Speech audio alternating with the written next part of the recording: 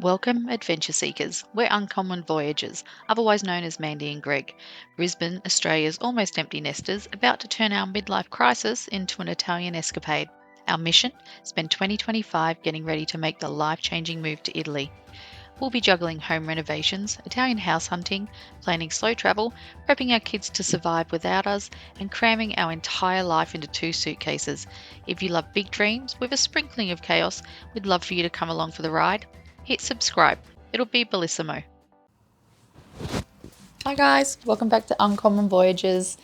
Today I thought I would talk about the things I'm worried about missing.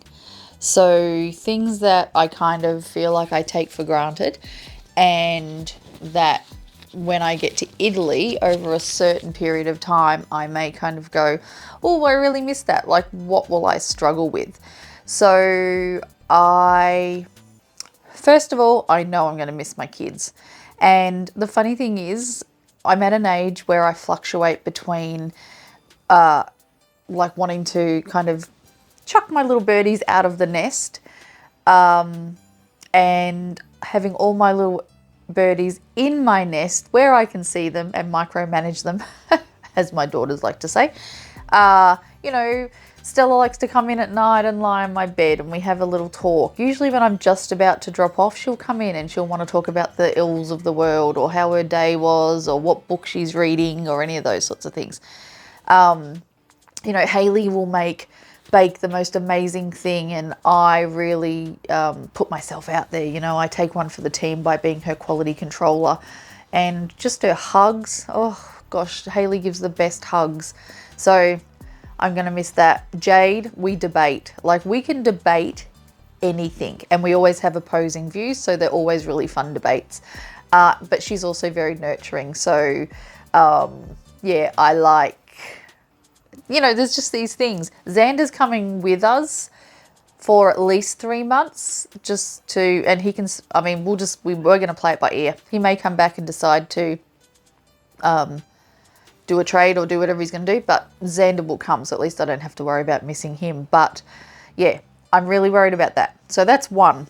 2, the dogs, or specifically Bandit. I wish I could bring him with me. If we could just move to Italy and stay in our house, I would just move him over. But we can't. We can't travel with him, so I'm really, really going to miss him. Technically, he's Stella's, but he adores me and I adore him, so really, really going to miss Bandit.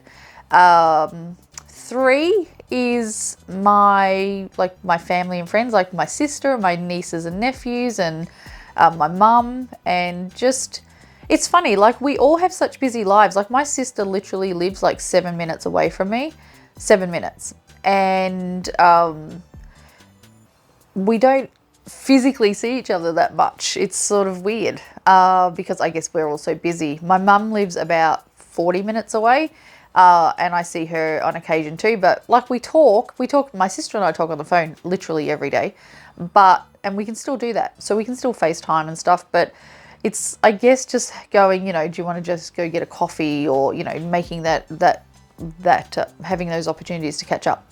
So 4 would definitely be then just my friends, my besties, and people that I catch up with. My best friends from school live in different places anyway, so we catch up around the world. But just my day-to-day, and, just let's go get brunch, or let's get coffee, or, whatever it may be. So I think it goes without saying to say those, the connections that you have and the family and things like that, that's what I'm going to struggle with the most. I'm absolutely terrified that Jade is going to tell me that she's pregnant or something like that in the next 6 months, because I know that I don't even know if I could leave a grandchild behind. Like, I just don't think I could have it in me. First of all, I'm too much of a control freak, and I'd want to be here and help her every step of the way. And then I couldn't leave a little baby. So yeah, that's the people part of things. And then I think the other thing is I love my room. Like, right now I'm filming from my bedroom, and my bedroom is my sanctuary. And yeah, I just, I don't have a lot of stuff. I'm not particularly attached to things. The thing that I'm probably most attached to would be like inanimate objects, would be my books. But just my sanctuary, like I've created it, put the colors I like, the things I like, I'm sitting here filming in it right now. It's my comfortable place. So yeah, I'm going to miss just having my place with my things in it. And I know that I'll miss that for sure. So that would be number 5. Number 6 would be just getting things that I like. Like when we're in Italy, you get really excited and you eat all the Italian food and all the pasta and all the amazing things, but just little things that you probably don't think about that you take for granted. So for instance, if I want to be naughty and have a little snacky snack, I love having marshmallow sherbet cones that I love. I think they're made by Allen's, or Lolly Gobble Bliss Bombs. Anyone who doesn't know what I'm talking about when I say Lolly Gobble Bliss Bombs, look them up. They are the most amazing caramel popcorn you'll ever eat in your whole life. I do know, I can speak for Greg here in terms of food, that if he can't get the same Milo, like we might have to ship our Milo and our Vegemite. So Milo, Vegemite, that would be violet crumble. So like food, things from home that you love. I don't know how Greg will go without the Milo because he's really loves that stuff. He'd sprinkle it on his veggies if he could, I think. So yeah, and sausages. I don't even know if you can just get like a barbecue sausage, from I'll miss going to Bunnings. That's our big warehouse store in Australia. I'll miss going to Bunnings and having a Bunnings sausage because they have like the little charities set up outside of the store, and you get sausage, a sausage on a piece of bread with onion and barbecue sauce. So just weird things like that where you're like, oh, I probably can't get that. And things, and also, I love Thai food. I love any Asian food. So I don't think I've actually ever eaten any Asian food while I've been in Italy. I'm sure it's there. I just haven't because I've been concentrating on the pasta. But yeah, just things that I know I like. The other thing is like medical things. So, I've had the same doctor for about, I think since I had Grace. So since 2003. So yeah, 22 years I've had the same doctor. I'm getting older and started to go through things like menopause and all the things that, medications and whatnot, just making sure that I have access to what I know. So I'm going to have to definitely look into those sorts of things. I think I just got up to number 7, but I'll just chuck some more out there anyway. Number 8 is kind of goes into the food thing again, but I have a particular supplier. I like to have like protein coffees, and I'm on the protein wagon to try and try and be as healthy as I possibly can, but also make sure I don't eat a lot of meat, so I have protein shakes. I have it in my coffee. So they go hand in hand. So being able to get the protein powder that I like. So that goes back to food. I need to stop talking about food. But yeah, so just things like that. And also, we've talked about family, we've talked about food, we've talked about social, restaurants that I like, just going grocery shopping and the ease of that. You know what I'm going to really miss though, because Greg and I have been trying to, we have the Paul Noble Italian book. Some people really love it. Some people think they say it's not correct, but I don't know. How would I know? I don't know Italian enough. But I think what I'll really miss, no matter where I travel when it's a different language, is just understanding things. So, kind of always being out of my comfort zone in being in a country that English is not the spoken language.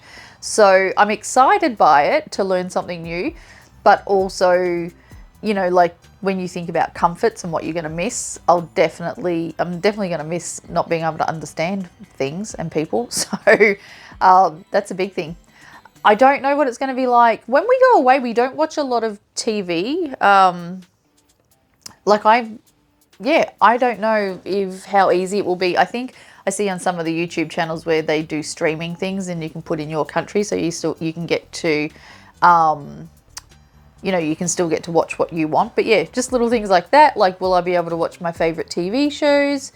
What else? Comforts of home, family, friends, food, your home itself, and language. I think will be interesting, watching what I want to watch on TV. And I also think just things. So narrowing down, you know, I can only take a certain amount of clothing or shoes or things like that, not having at your fingertips what you actually, you know, you want and you need.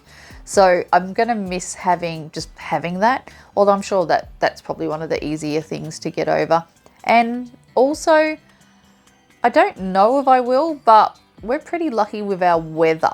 So, I mean, I'm sure they have beautiful weather as well, but right now we have I love autumn in Queensland, in Australia. It's the best time of year as far as I'm concerned.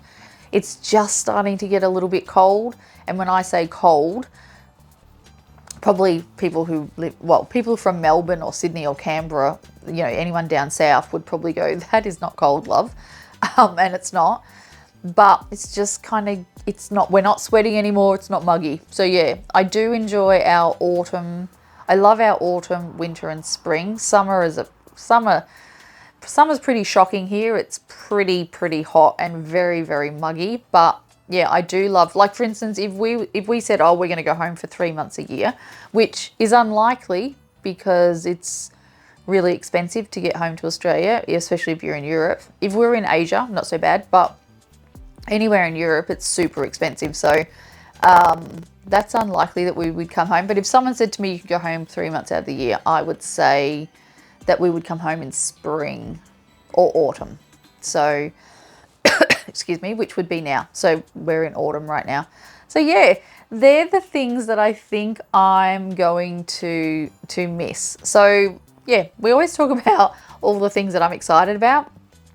But yeah, what I'm worried that I'm going to miss, or that I'll go, oh, I wish I could have some Lolly Gobble Bliss Bombs right now while I sit on my comfy bed and watch my favorite TV show, and then have my daughter barge in the room and flop down on the bed and tell me whatever it is that she desperately needs to tell me. So, yeah. And I can say for Greg, it's so funny. If you say to him, what are you going to miss? He will say he'll miss if he can't get a hold of his Milo, like proper Milo. We saw Milo once in Canada. It wasn't the same Milo. So, excuse me.